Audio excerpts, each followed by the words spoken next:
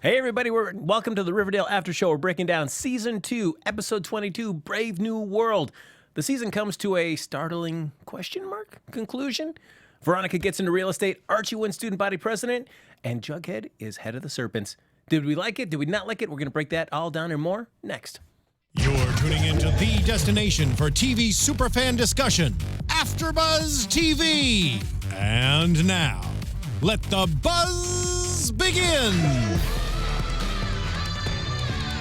That. Once again, DJ Sam with the ones and twos, bringing us into this episode of Riverdale After Show, breaking down the season finale of Riverdale, airing Wednesday nights on the CW. I'm one of your hosts, Frank Moran. Hey guys, I'm Sam Davidson. In the live chat tonight, I know we all have a lot of feelings. Let's share them. Let's talk about them. Hey guys, Chae Jones. You guys are funny. That's all I have to say about this chat right now. And as always, folks, yes, why don't you like us on Facebook, give us those 5 stars on iTunes, subscribe to the YouTube channel, and hop in the chat. Do what Sam said. Get in there. Share your thoughts. Share your feelings. Share your speculations about what happened with this episode of Riverdale and where it's heading into Season 3. Before we break it down in detail, real quick, what did the two of you think? I was disappointed, and I thought the last episode was much better. There's a name for it, the episode before the finale. I can't exactly think of what that name is, but it typically is better than a finale. It happens a lot, but this one, it was strongly better. It's like the denouement? It's like Ben knew it. Ben knew it. Gotta miss Ben. Penultimate. That's it. Yes. Start with the P. There we go. Penultimate. That and was ends better. with an ultimate. Uh-huh. Chae? For me, I did like the episode. However, I do feel like last week's episode should have been the season finale. And by the way, guys, Shauna, I know you miss her. She isn't here tonight. We miss her. We love her. She doesn't feel very well. That is true. Send her your so well wishes on Twitter. Send her a bunch of love right now. She'd love it. And our captain has always been Bateman, somewhere in the great world. Under the sea. Under the sea. He's in a submarine currently. He can't really communicate with us, but sometimes he sends us bubbles. But you know he's looking good. Yeah. That you can rest assured. In Sight a unseen. suit. Always. We'll break it down a little bit in detail about these different storylines. But yeah, I just felt, just kind of a meh kind of ending. It wasn't even the ending. I really, really don't like when I'm deceived. I think previews for next week, when you show them, it cannot be a dream. That is not fair. You can get us upset by a dream sequence in an episode and get us scared that it's real, but to do that in the season finale of next week, it was literally a blip of a dream in Jughead's head, and that really made me mad. Well, of course they're going to play with that if they want to toy with viewers' emotions. After We're not 5. But nobody really thought he was dead anyway. I know, but I wanted him to be in witness protection program or something. Well, let's just jump right into the whole, we start with Jughead, is he wakes up and basically there's been a time jump. His jaw's back. His jaw was never gone, Sam. He just had his mouth open in a weird angle. But we've done a time jump, so we've missed all the big startling conclusion to the whole riot. How much of a time jump was this? I want to say like a week or at least a couple of days. Yeah, at least the it seems fights like that. happened. Yeah. I mean, they had time for the police to round everybody up. I felt like there was at least a couple days because I'm sure he was probably unconscious for a little while. So did you like the time jump? Did it not bother you? Did you feel like, I really wanted to kind of follow this riot all the way through and all its storylines to the end? Or you're fine like, Jughead's, injury is probably the highlight of it. So let's just jump ahead to the aftermath. Yeah, I don't really need to figure out. You can just tell me what happened after the riot. I'm okay with my knowledge of that. I really don't need to actually see it because I want to know, now what's happening now that he's waking up. Is he still, how he's going to feel? That's what I'm actually more interested in, personally, just as a viewer. And we have a Nella J in the chat. I'm laughing at y'all for being mad last week when some people thought Jughead was dead. A lot of emojis. Well, I just wanted it to be something more intelligent than a dream. I think sometimes I have too high of hopes for this show. And then when my hopes are low and I'm like, this show it succeeds them and it blows them out of the park. And so I'm always kind of don't know what to expect. But I think it's hard for any writer or any writer's room to set up that expectation at the end of an episode where a character could be dead and not at least toy with the audience by doing some sort of dream sequence. Well, it's like alternate universe of like him being gone. I would actually appreciated that. I would have appreciated a lot of things. And we're gonna give Sam ample opportunity to share her thoughts during the course of the episode. But good old FP breaks it all down. Says, hey, you know what? The serpents are no more. They either joined up with the ghoulies, they fled town, or they're arrested, or they're hiding low, waiting to get out of town. Okay, so I have a question. So in the episode prior, there were 30-1 versus Jughead, right? Yes. And apparently people came out of the woodwork. Serpents just came out of, wherever they came from. So if that's the case, if there's only 30 ghoulies that we've been introduced to, where the other half come from enough to defeat the serpents who came out the woodwork? Well, I'm assuming there were more than just 30 ghoulies. They come from the trees, okay? Their names are ghoulies. They live up there. I don't know. I feel bad because I hated on you guys last week because I said the episode before, you guys, when I was gone, I was like, you guys are so mad at the show. It's a great show. Shut up, guys, for saying bad things about it. But now I'm a little burned.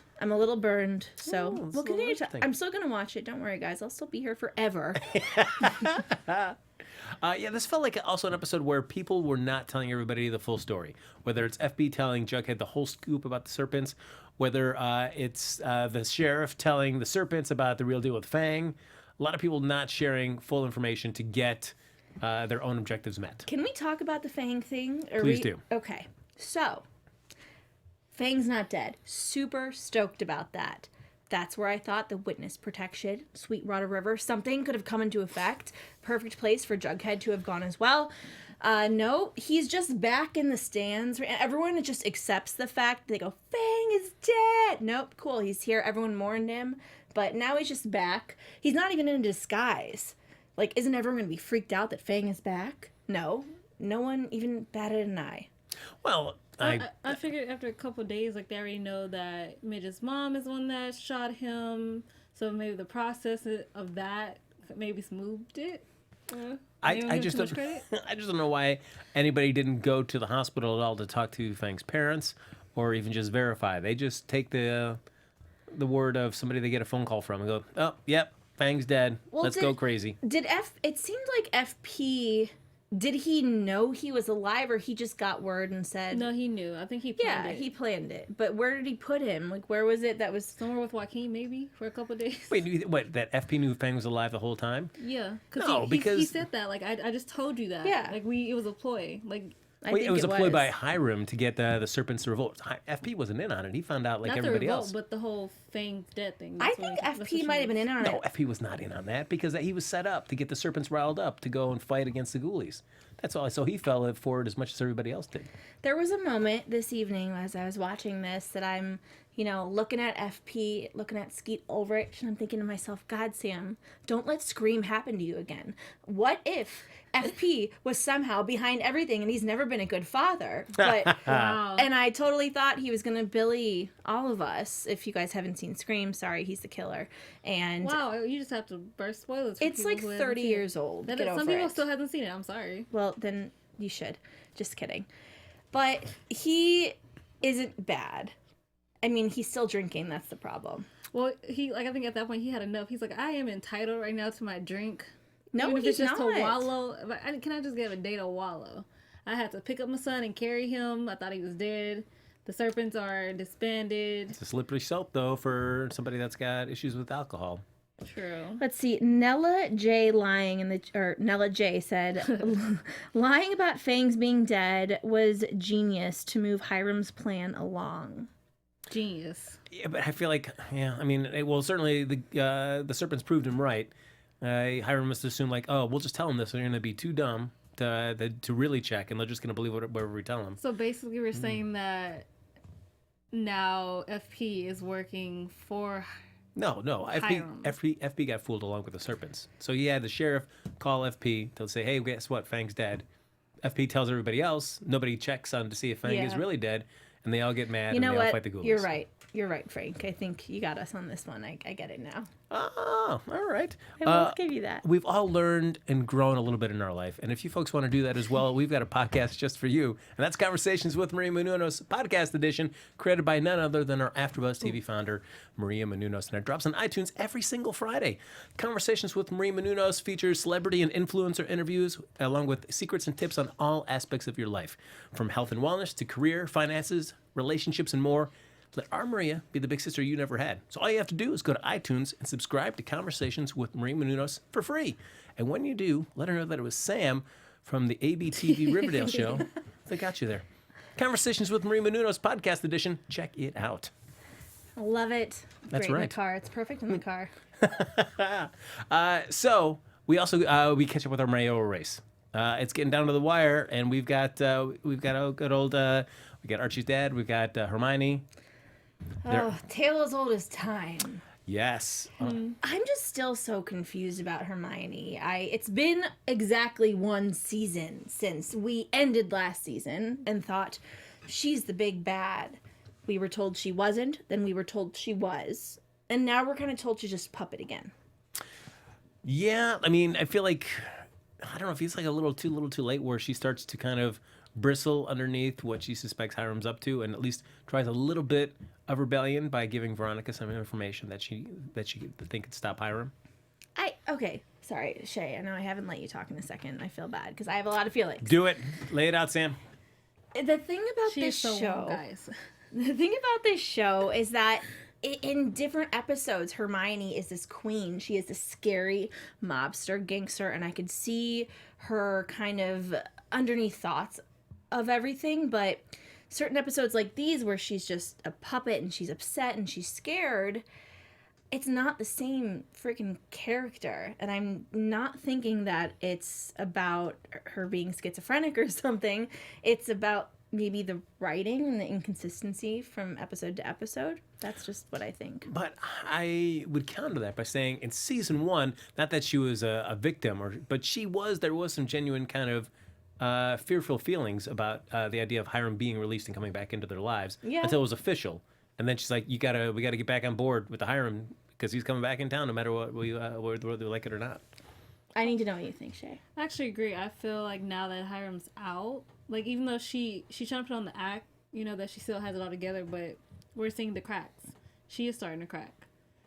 And that's why, like Frank said, giving a little bit of rebellion by telling Veronica what her dad's up to give her the leverage that she needs to protect herself. So tell me what you think of this plan.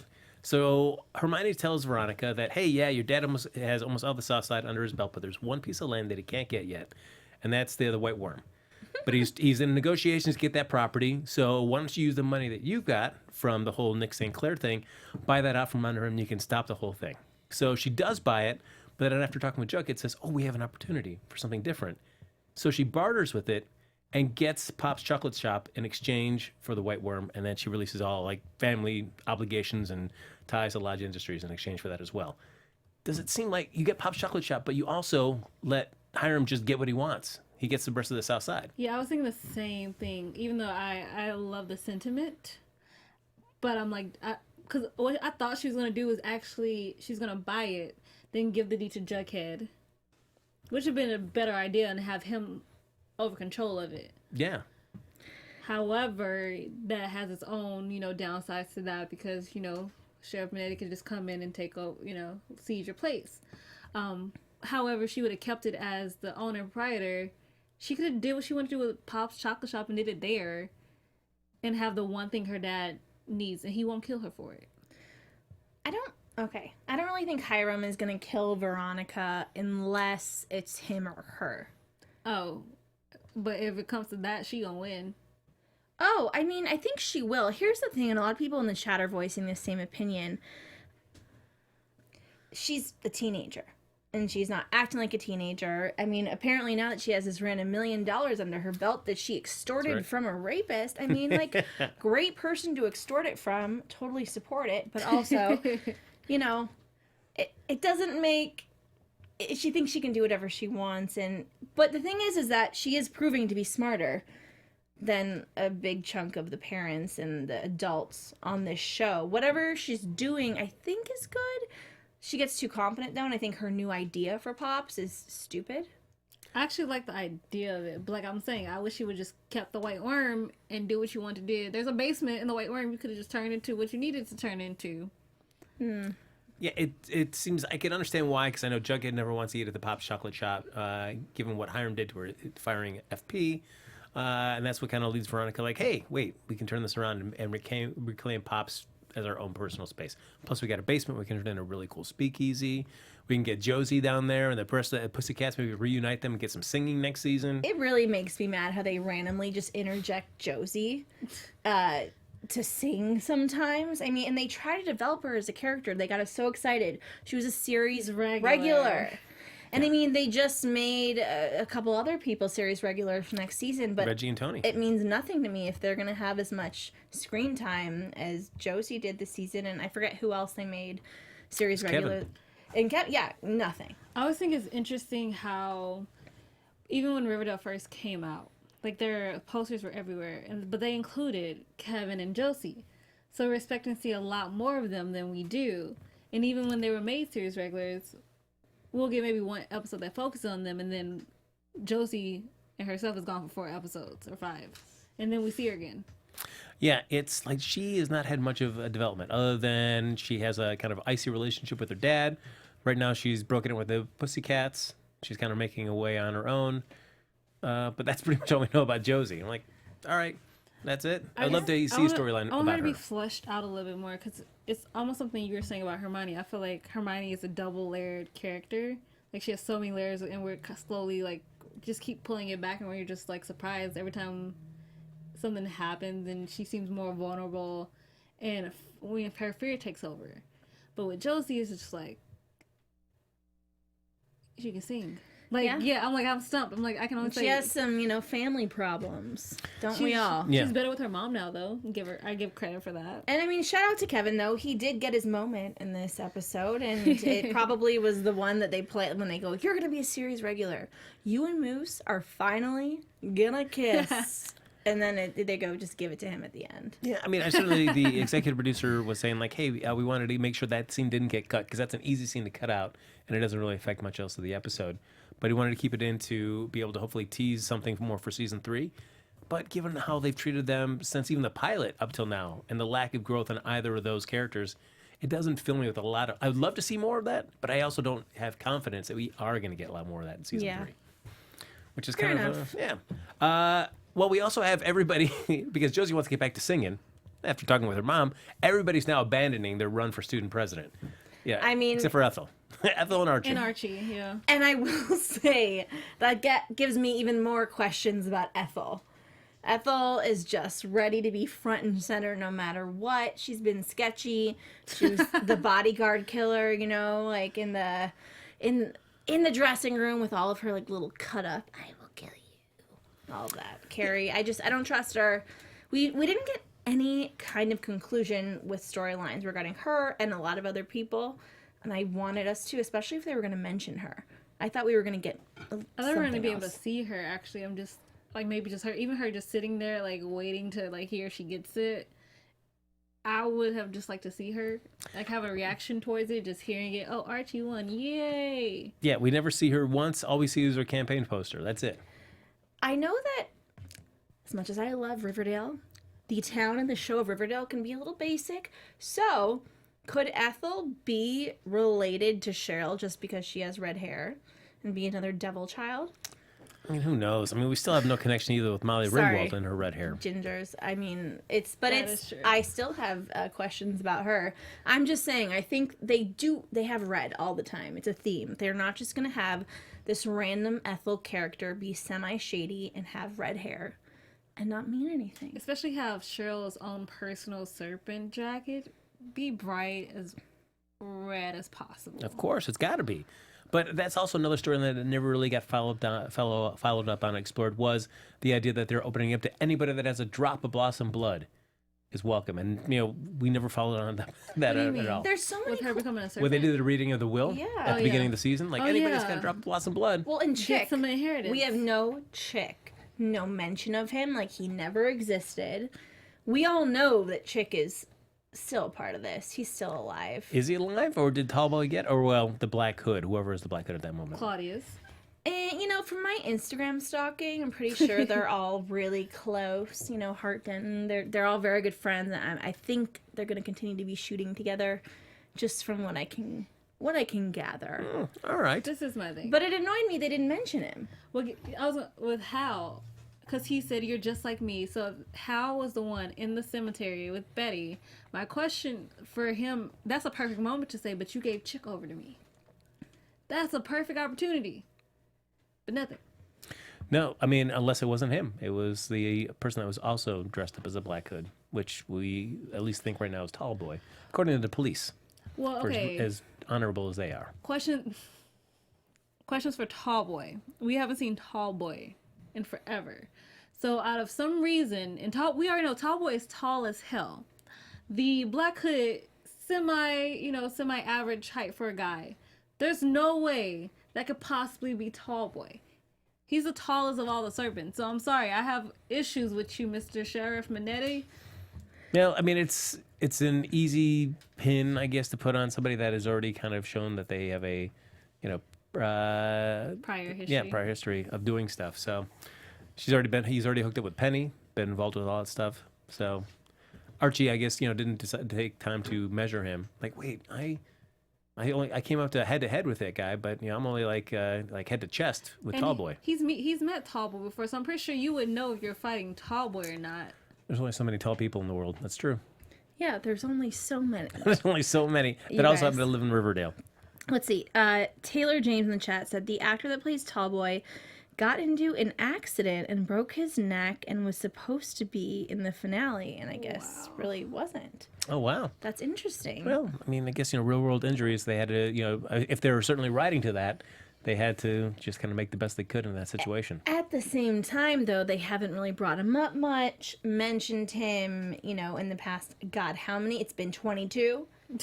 22 episodes? Well, no, he was in this season because didn't he get the boot earlier this season? Well, that was like between episodes 10 and 15 ish. Yeah. And I'm actually giving him probably a lot more credit right now for that because I can't actually remember the last time Tallboy was in there. That's when FP gave him the boot after he betrayed them by hooking up with Penny and hired him to screw the serpents. So that was like before the mid-season finale, right? I think so. So it's like 13 episodes in and we haven't heard from Tallboy. Yeah. I mean, I guess the big thing is, how do the two of you feel about, at least right now, the resolution of the Black Hood? Archie, if you believe it, you're dumb. Yeah, that's all I got. Yeah, I mean, I think the sheriff, and as do people in the chat, definitely has something to do with it, and they did this to us in the mid-season finale. I'm super annoyed that they're ending the second season with not really explaining who the Black Hood is, and they did that mid-season finale, and I was livid. And everyone goes, oh, it's that. No, it's not the janitor. It was not the freaking janitor, and it still isn't. How can we how did we watch 22 episodes and we still don't know who the freaking Black Hood really is? I mean, Hal, whatever. Hal's a putz. Like, he just does whatever anyone tells him to. He's messed up, not a good guy, but he is not the one in charge of this, and I hate that we didn't figure it out. I'm guessing that there's nobody really in charge of Hal, but basically Hiram uses Tallboy to act as a copycat to kind of just whatever he can hook up to whatever the Black Hood's doing, and then Tallboy's a convenient scapegoat, so they can kill him when he's done what they needed to do, and then he's never going to blab about anything. So you actually believe it's Tallboy?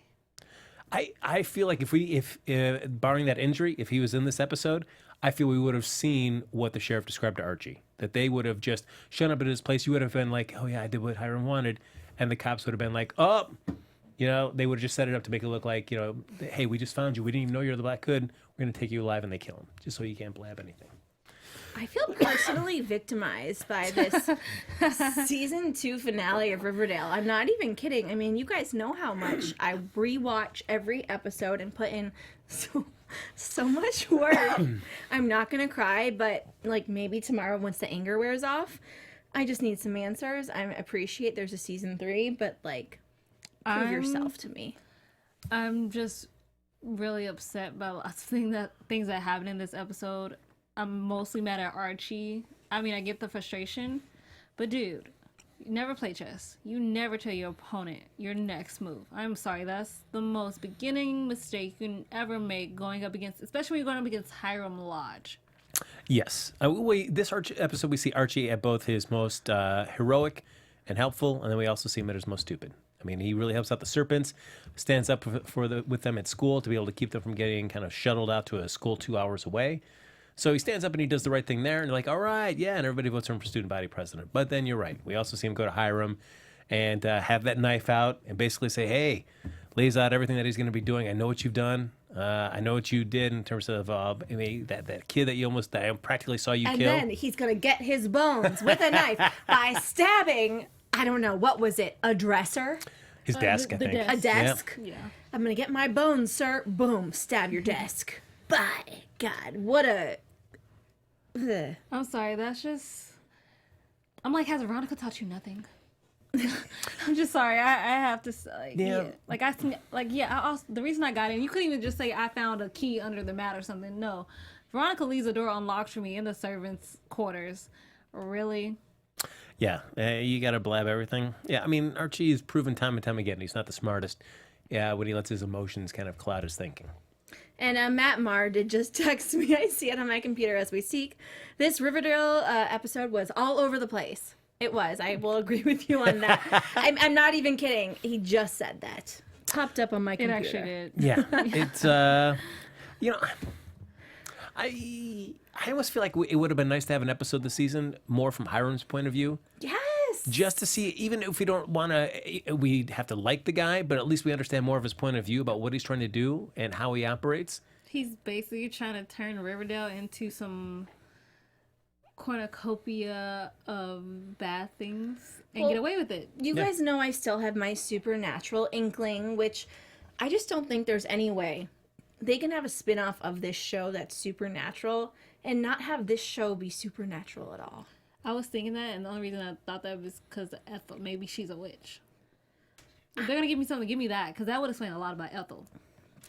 Yeah, I don't know. I mean, time and time again, for many series that we watch where they have the season-long baddie, I always feel like more often than not, you never really get enough of a development of that character to really invest with them. So by the end, when they reveal their grand plan, you're like, I could care less. Yeah. Cool. Go wear your sweater. Yes. So I felt the same thing for Hiram. It just give us an episode from his point of view. Let us get invested in him and let us know, even if the characters don't know, but we know everything that he's up to and why. So we have more of a vested interest in either he wins or he doesn't win. Here's one of the things I love about watching TV, and that I am a professional TV watcher, and I need to prove it. Seriously though, I know as a viewer when a character gives us a secret that none of the other characters know, that makes us as viewers feel special and kind of into the whole thing, and to have information the rest of the characters in the show don't have, theoretically speaking, is really fun. But to have a character for 22 episodes that we have no freaking clue, and by the end we still don't have a clue, we just know he's bad, that's not that fun for me, and I want those characters to die.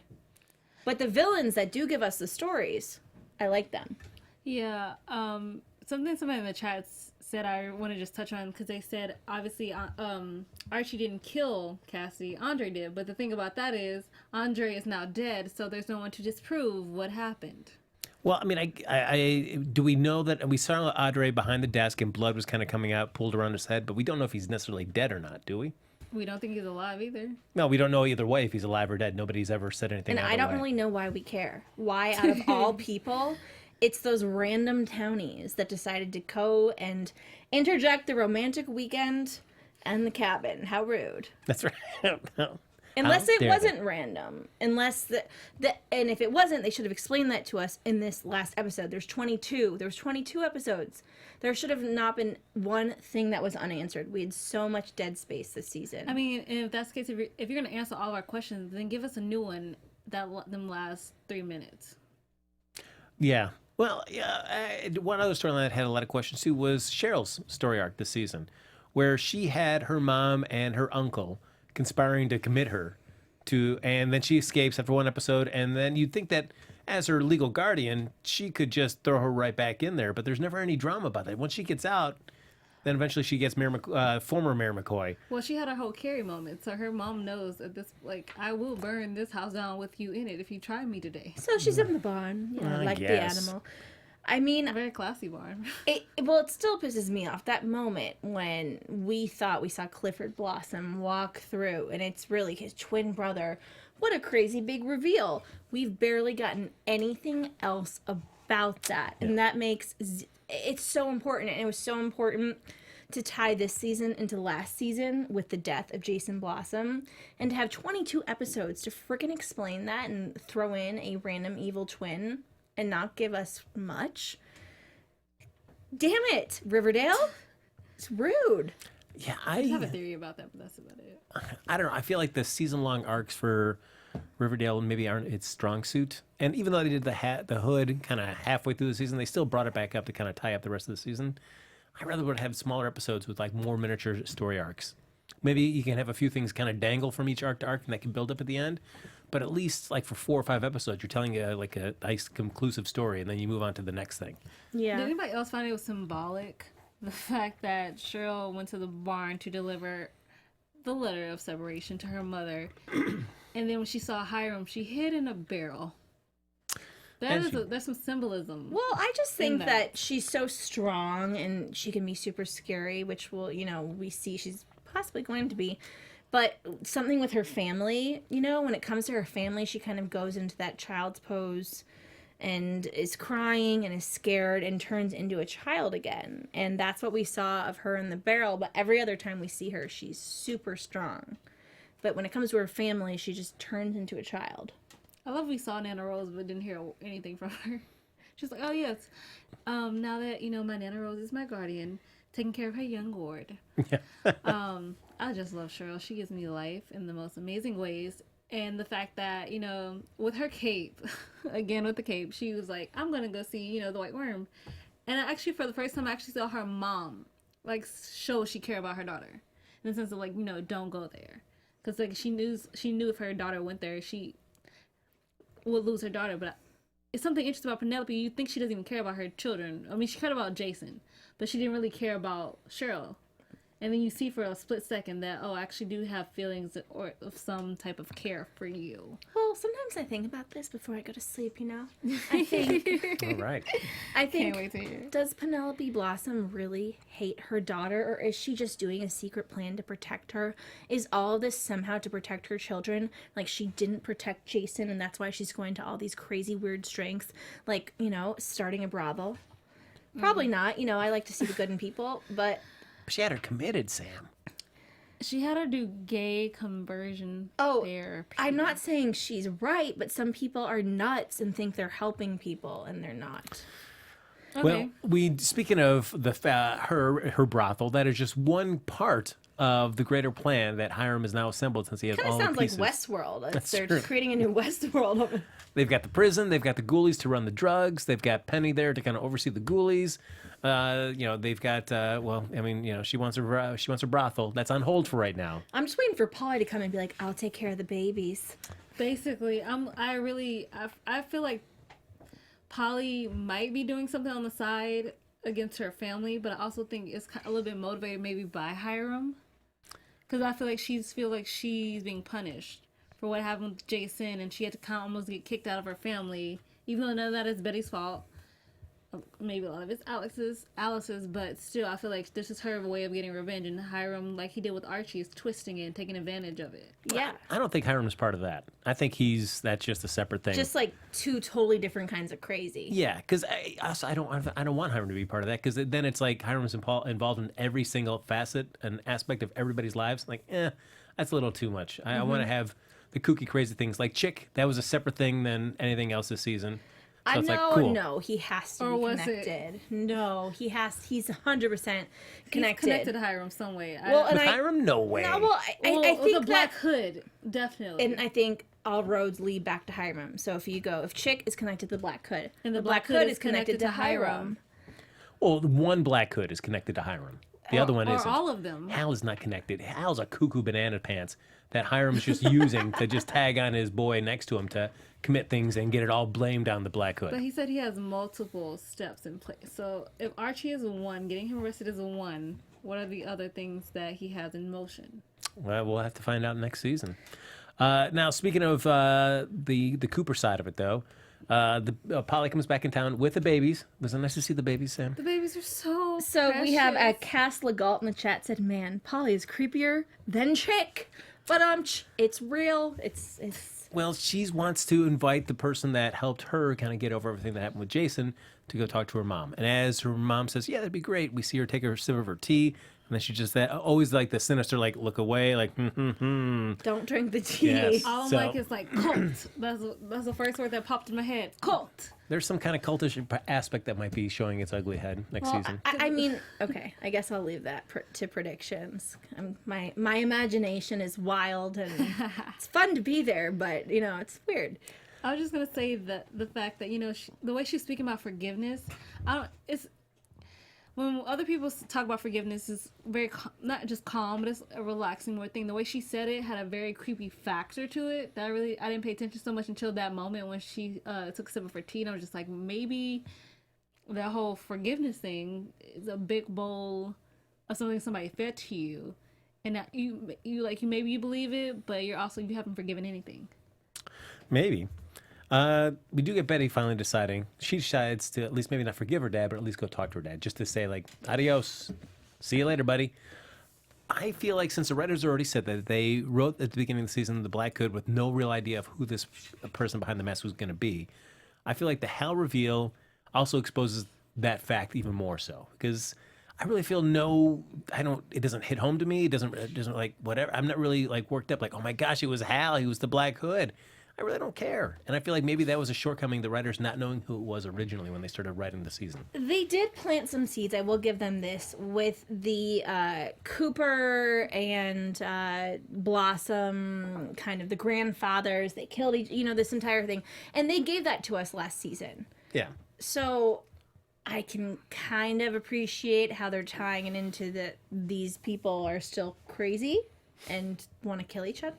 I guess, but man, I really don't care that Hal was the Black Hood. And, like, so now we get to see him be Hannibal Lecter anytime we get to see him, where it's just Betty. He's got to be Clarice Starling just going down, walking to sit there in front of his weird kind of plastic hold pen that they've got him in. Be back. They always come back. I mean, Oh, boy. Yeah, I mean, watching those scenes, do you care at all about anything with Hal's revelation as the Black Hood and where he's at now? Honestly, no. I mean, was I shocked a little bit? But am I moved by it? No. I thought that he was a great person to blame it on, a red herring. The fact that it's him, and I think I said this last week when Clifford Blossom got revealed last year as the killer. Yeah, he was obvious, but didn't actually think it was him because it would have been so easy. But again, it's the same kind of thing. But I don't know. They cannot continue the stupid storyline of a Black Hood, which has been in so many other shows, into a third season. They've already continued it for 22 episodes, and they haven't even finished it. I will say real quick, I had a thought about... Okay, so there's something that Cheryl said to Penelope this season that made me think, what if Penelope killed her husband, or she had Claudius do it?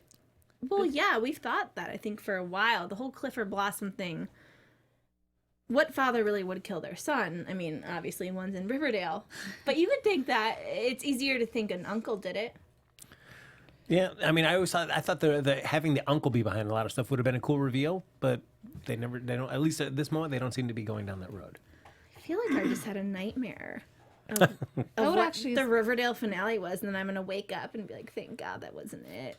That'd be a nice twist to everything that this was a nightmare, yeah. Well, no, not that. But Claudius actually is the one that killed Jason, and then ended up killing his brother, and then decided to reveal himself and say, "Hey, I'm actually the twin." Would have been cool, and maybe they'll do that next season when it's too little too late to have us really be as invested as we could Yeah, have been. there's a whole summer in between. Yeah. Well, according to the interview with the executive producer that aired, ran tonight after the show aired, they asked about, is the Black Hood storyline wrapped up? I will say what I always say about characters on Riverdale. Never say never. No one is ever completely dead. But I think if the Black Hood returns, it's probably going to be a while before he or she comes back. So I'm going to take that. I would hope that, like, let's be a long time. Who did we ever say was the Black Hood then? I'm sorry, Hal? That's what we're saying? Yeah, I guess. And then Tall Boy's the Patsy. Okay. Or he's also a red herring that actually didn't do it. Well, I think if Riverdale's smart, they will stay away from the Black Hood for season 3. If they want to bring it up again, maybe season 4. But let's stay away from season 3, please. All right. So, real quick, as we're getting ready to wrap up, what do you hope to see in season 3? What would you like to see? What might get you more excited about season 3 than how season 2 kind of ended for you? Supernatural things, because honestly, it's getting so crazy that they need to do something that goes, oh, well, so-and-so's this, or this is witchcraft. I know you guys hate this, but they have to tie it in somehow if they're going to have Sabrina the Teenage Witch, which is going to be coming out in 2019, I believe. I also think that Skeet and the parents, even though they're not series regulars, which is freaking ridiculous, they're going to continue to be a bigger part of the thing. And the redheads, I'm talking Archie's mom, I'm talking Ethel, and I'm talking Cheryl, are somehow going to be a thing. This is a cliche show. That's what's happening. It's redheads are going to be evil. Okay. Sorry, gingers out there. You're going to hate my guts, but that's what I think. What I want to see, the possibility of the slow dissolution of Buckhead. Even though I love Buckhead, but we all know Barshie's going to be in game however that happens. You know, the more the show goes on, the less I'm so certain of that, and the less I'm even like, do I want that? Not really. I mean, depending on how it actually happens. It's all about how it happens for me. As long as everything's a clean break, okay, I can believe it, but if it's going to be messy, I might have an issue with it. You might as well have kept my characters together and I'd have been happy about it.